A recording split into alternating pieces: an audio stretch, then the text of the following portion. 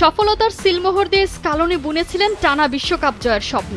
চলতি আসরের ৩৮ দিন পর সেই বিশ্বজয় থেকে মাত্র কয়েক কদম দূরে আর্জেন্টিনা। সোনালি ট্রফিটাকে ঘরে রেখে দেওয়ার বন্দোবস্তে মেসিদের সামনে স্পেন বাধা। স্কালোনিকে টেক্কা দিতে হাজির একই দর্শনের কাছের মানুষ ফুয়েন্তে। ২০১৮ বিশ্বকাপের ব্যর্থতার পর আর্জেন্টিনাকে বিপদ থেকে বাঁচাতে আপদকালীন কোচ হিসেবে ডাগ আউটে পা রাখেন স্কালোনি। সময়ের সাথে যিনি হয়ে ওঠেন কিং মাইডাস, তারই ছোঁয়ায় শুরু হয় আর্জেন্টিনার অমরত্বের যাত্রা।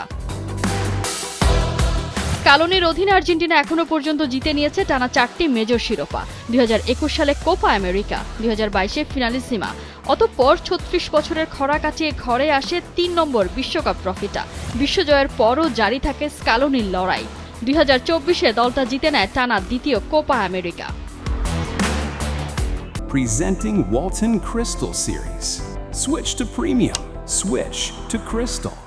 ২০১৮ থেকে ২০২৬ এই সময় লিওনেল স্কালোনির অধীনে আর্জেন্টিনা ম্যাচ খেলেছে ১০৩টি, জয় ৮০টি, হার ৯টি, ড্র হয়েছে ১৪ ম্যাচ। গেল বিশ্বকাপে সৌদি আরবের কাছে অঘটনের শিকার হওয়ার পর থেকে টুর্নামেন্টে এখনো পর্যন্ত কোনো ম্যাচ হারেনি দলটা।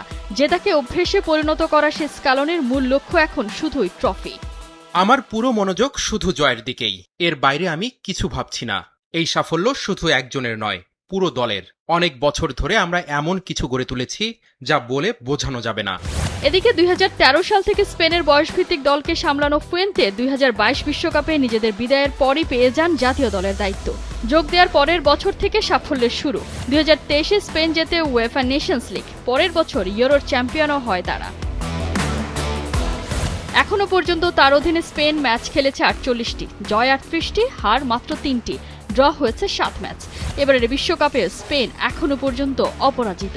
সেই ধারা ধরে রেখেই ফাইনালে আর্জেন্টিনার জয়যাত্রা থামিয়ে দিতে চায় ফুয়েন্তে। আমাদের কাছে সবচেয়ে গুরুত্বপূর্ণ বিষয় হলো ফাইনালের মঞ্চে পৌঁছানো।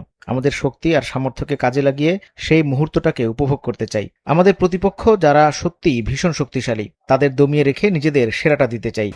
স্কালোনির ২-২ নাকি প্রথমবারেই ফুয়েন্তের বাজিমাত, এক মুহূর্তের সিদ্ধান্তই লিখে দেবে ইতিহাস।